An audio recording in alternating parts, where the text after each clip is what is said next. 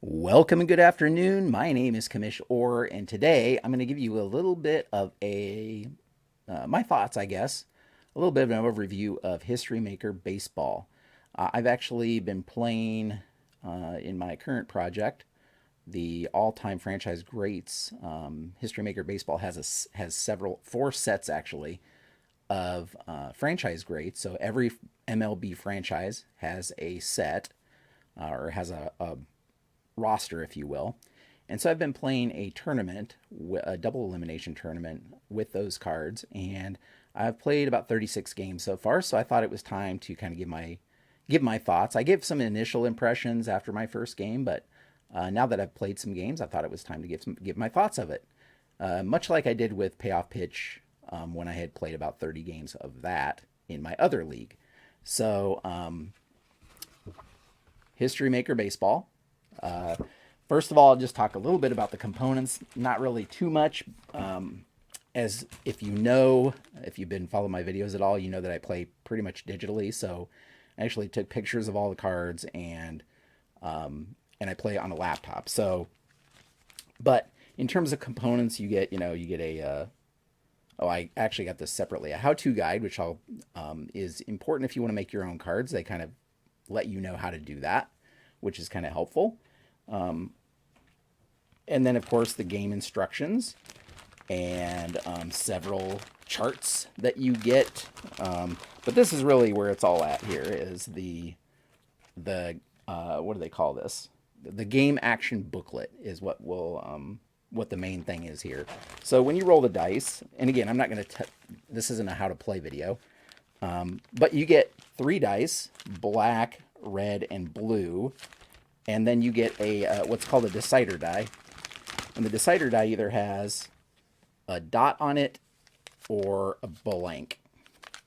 And so the decider die is used when players have half ratings, if you will, to determine if that rating is in effect for that particular play or at bat or whatever you want to call it. So that's what the decider die is for. And then what happens is you roll those dice and they're read in ascending order. So if you roll a 5, 3, and a 2, you look at 2, 3, 5. So you look them up in ascending order on the charts that are in the book, and that kind of tells you what the play result is. You always start with the pitcher, so the pitcher has the first chance to determine the outcome, if you will. And then if the pitcher doesn't have those particular qualities, then it goes on to the batter to determine if the batter has a particular quality. So he has some impact. And then if neither of those is true, then it ends with the fielder. So the fielder may have a certain impact. Anyway, so you would look that up on the chart to determine the plays. And that's the interesting thing. I guess in terms of continuing with the component quality, here the cards that you get are, they vary based on set, actually. So they vary a little bit based on set. But the all-time franchise great set, the cards are much smaller than a baseball card, as you can see. I don't know what size they are, but they're much smaller than a baseball card. I think like 18 of them fit on an 8.5 by 11. Or is it 12? Either way, they're much smaller than a baseball card size. One last thing to keep in mind is that you cannot get any of the seasons in PDF, I don't think. I'm trying to think if I saw any PDF, or maybe I just couldn't get these particular seasons or the all-time franchise great set in PDF. Everything you're going to have to order and get a physical copy, which is fine. But if you're one that prints out your own things, they don't offer these sets at least in PDF.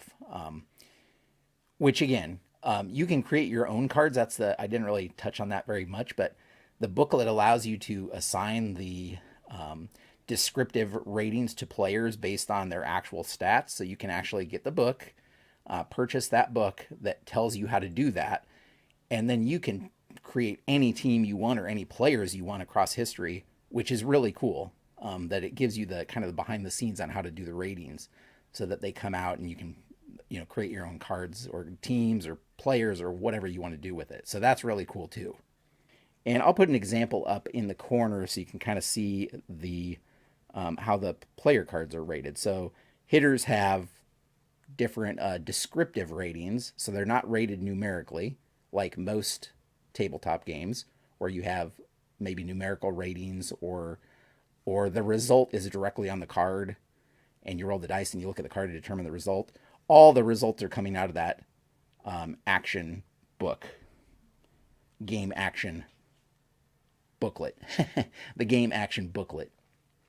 So, so instead, the players have. So this is Tony Pena, for example, and he's a hero, and then he's a half slugger, or yeah, half or semi slugger. I guess they say semi. Hero, semi slugger, semi eager, semi whiffer. So if you roll and a play comes up and it says, "Is he a whiffer?" Since he's a semi whiffer, the decider die would determine whether he is a whiffer in that particular case or not, based on whether it comes up with a black dot on it or blank, or bullet, I think. And then they have fielding ratings, running ratings, and experience ratings also on the cards. Pitchers, on the other hand, are also rated like with word descriptions. So you have aces, flash, control, each one based on how many people they struck out, how many people they walked, general ERA, that kind of thing.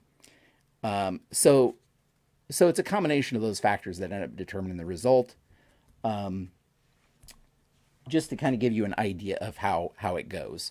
Again, this isn't a playthrough video, so I'm not going to get into how to play, detail step by step how to play, but that's generally the basis. So right away, it is extremely different from any other tabletop baseball game because every other tabletop baseball, well, I don't know about every other, but everyone that I know of, you are rolling dice and pretty much the result is determined on the card itself.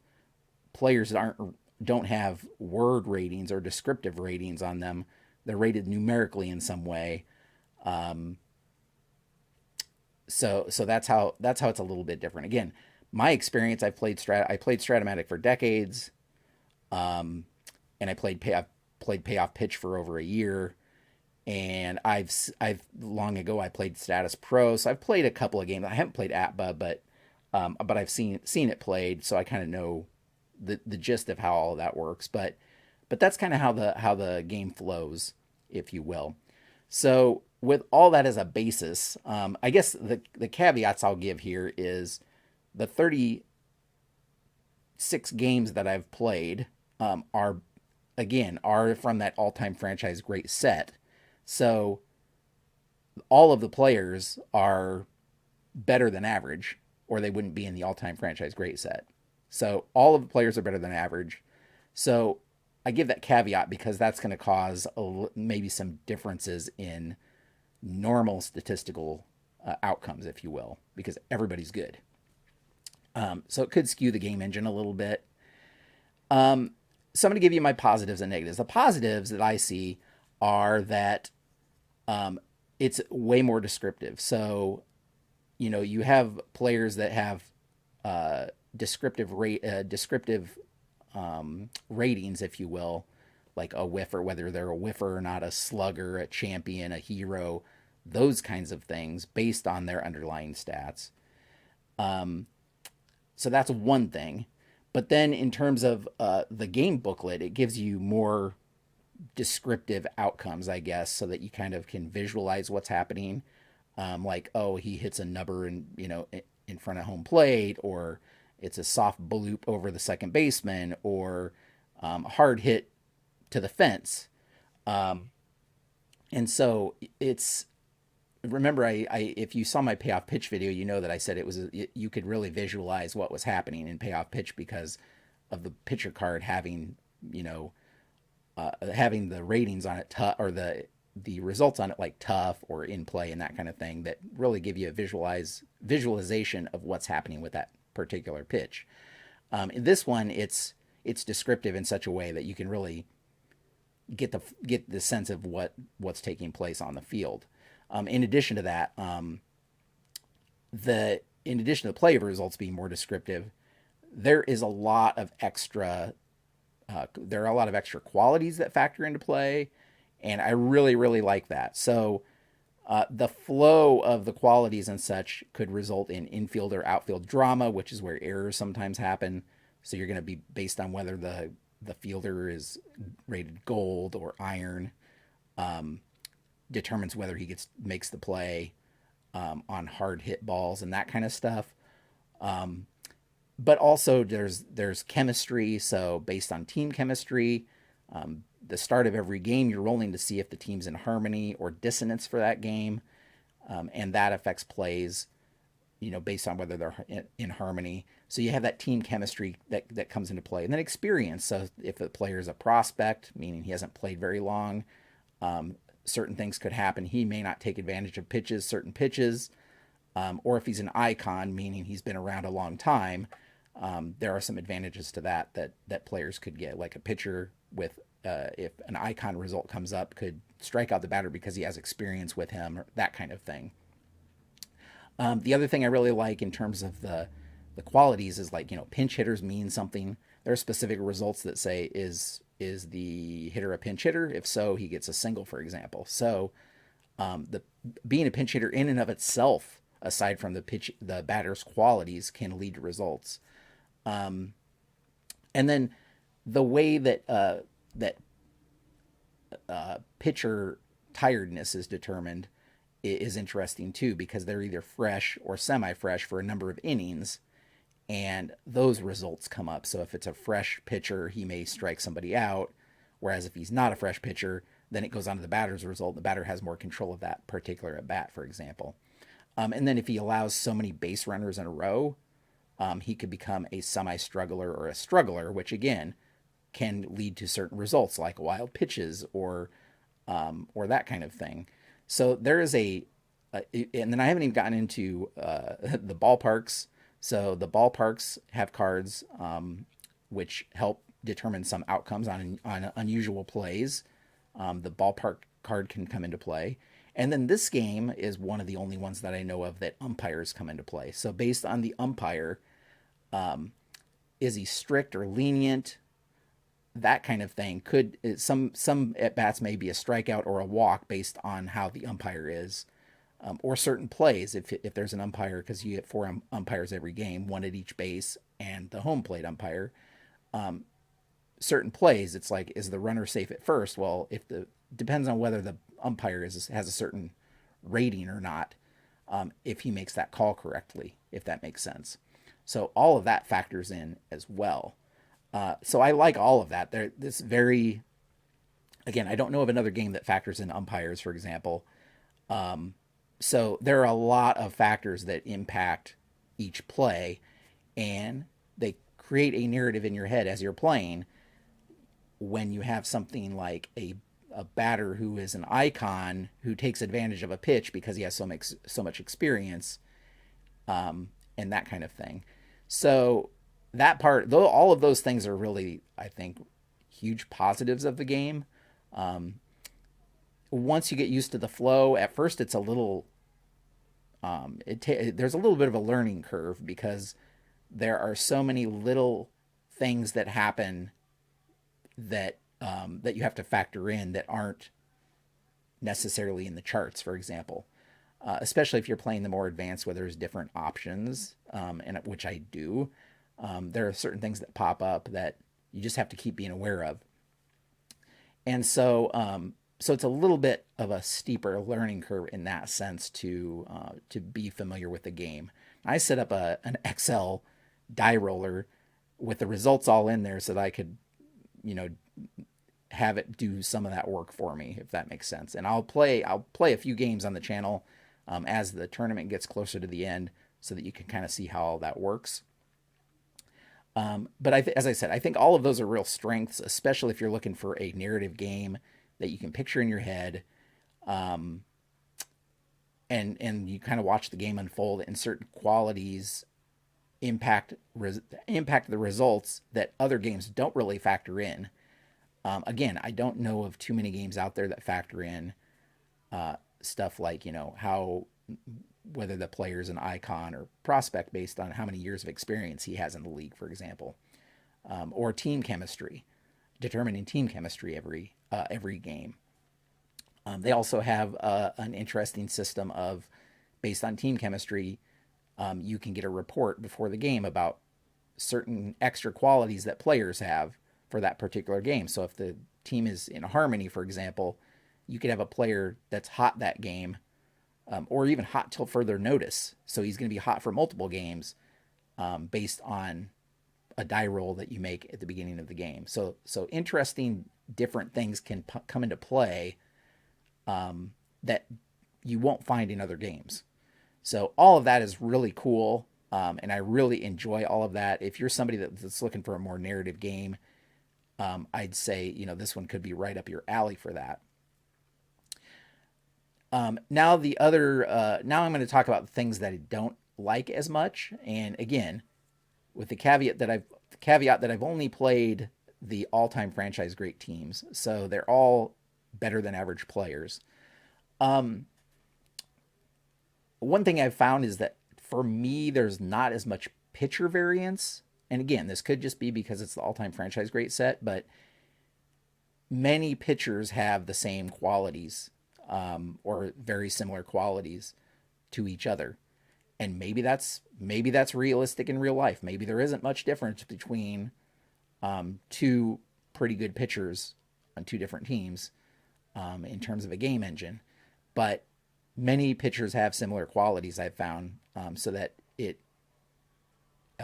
some of the results become not monotonous, but like, so you get kind of in the same result tree, if you will, multiple times, because all of the pitchers have similar qualities. So that's the one thing that I don't really care. There doesn't seem to be as much rating variance, if you will, among pitchers. It's not a case where pitchers, which I don't like games that just rate pitchers on a grade, like they're A, B, C, D, or F, for example. There are games, I know, that tabletop games that do that, where a pitcher doesn't have a separate card. They're just rated A, B, C, D, or F, or whatever it is. It's not to that extreme, but I've just noticed that the many pitchers have those same ratings, if you will. And so that I don't really care for as much. I like to see some more variability. Again, if you're looking for a game where you can just look at the card and see the ratings and you know what the results are going to be, this isn't that kind of game. You can't just look at a card, a batter's card, for example, and be like, oh, okay, well, certain rolls are going to be home runs, certain rolls are going to be a single, certain rolls are going to be a double chance, that kind of thing, because of the game booklet that you have to refer to. It's not as easy to parse out like that. The other thing that I don't really, I guess is a negative for me personally, is that some of the results feel a little gamey. So pitchers can be double flash or double control, which means that if you come up with a flash result or a control result, that result is you do twice, if it's in the same inning. So a double flash, if you strike out one person with a flash result, the next guy strikes out automatically too.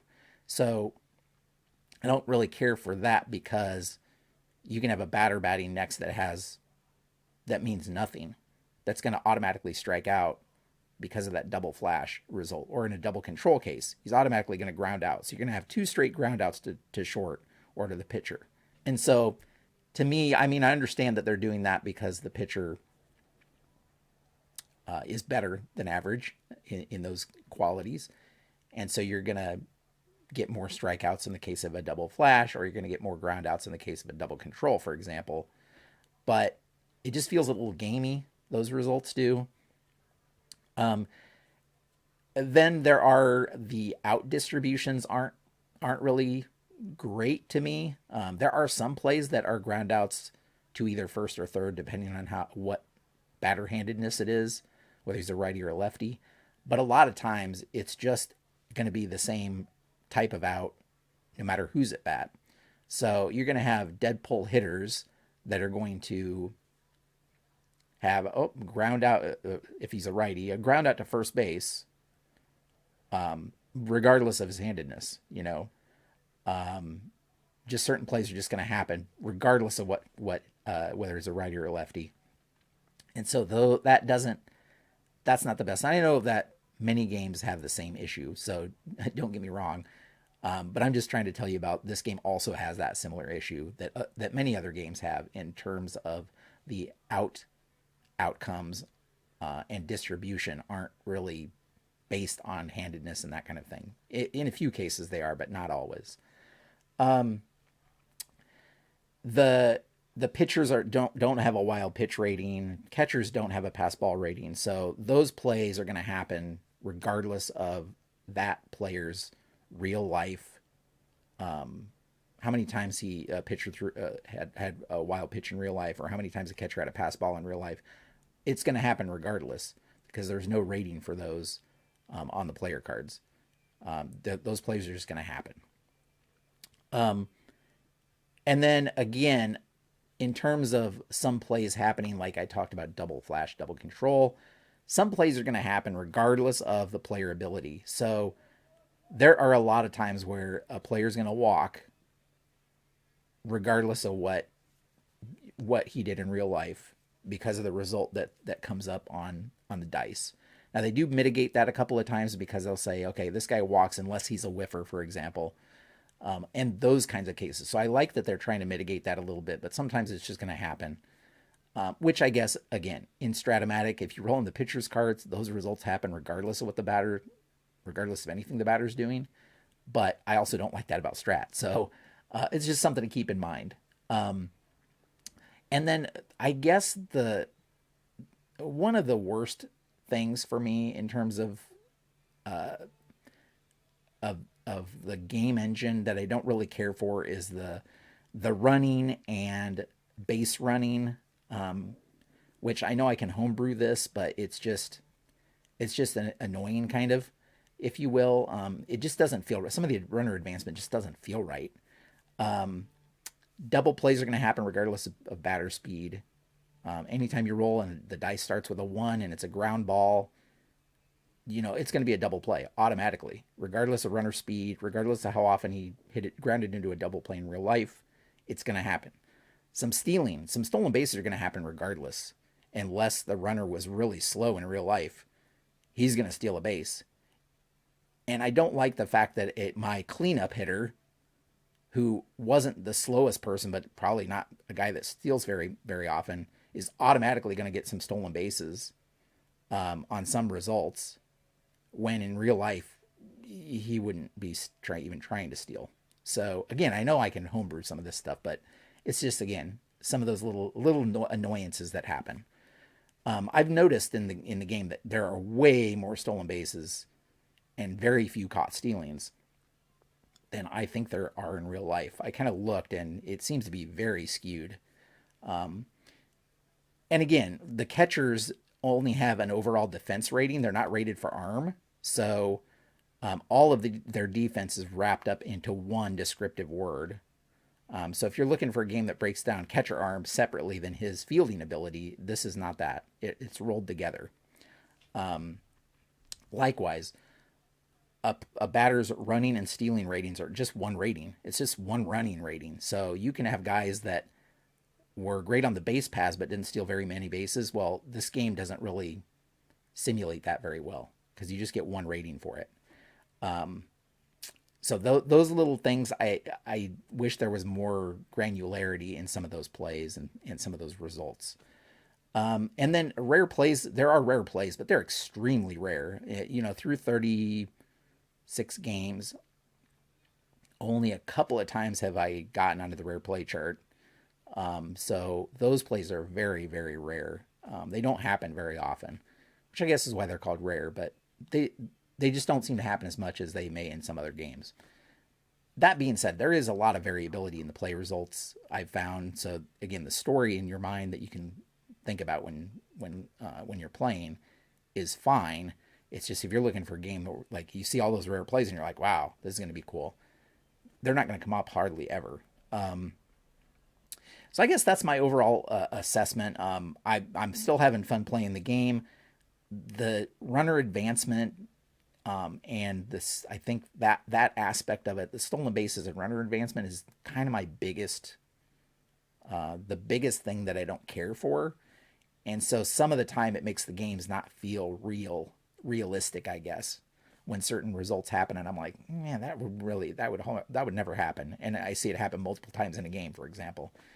I don't really care for that aspect of it. But in terms of like the story and the variability of different results and the way the descriptions are, that is a very fresh take on tabletop baseball, and I really love that aspect. And I think overall the results are fairly in line with what one would expect through 36 games. You know, the ERAs and batting averages I think are pretty in line. I think offense is a little lower, but again, I'm playing with the best of the best players, so it's not that surprising that would be the case. Anyway, that's kind of my take. Feel free to leave your comments down below. I'm sure many of you will strongly disagree with me on my assessment, but again, this is just my personal opinion. I'm not saying it's a bad game. Those are just little things that I want people to be aware of if they're thinking about getting this game, maybe, and whether it really is going to be a game they're going to like or not. Those are my assessments and my personal opinions, and so I don't imagine everybody agrees with them. But I'd love to hear your comments down below. Please do so. I still really enjoy the game. It's, you know, I'm not saying it's a bad game by any means when I list my little nitpicks on it. So your mileage may vary, all of that fun stuff. And that's where we will leave things today. Go over and check out baseballmaelstrom.com if you want to see the league that I'm doing right now, or follow videos on here where I give little recaps of the games. And pretty soon I will be doing some actual plays that you can watch. All that said, thank you so much for watching, and until next time, have a great evening.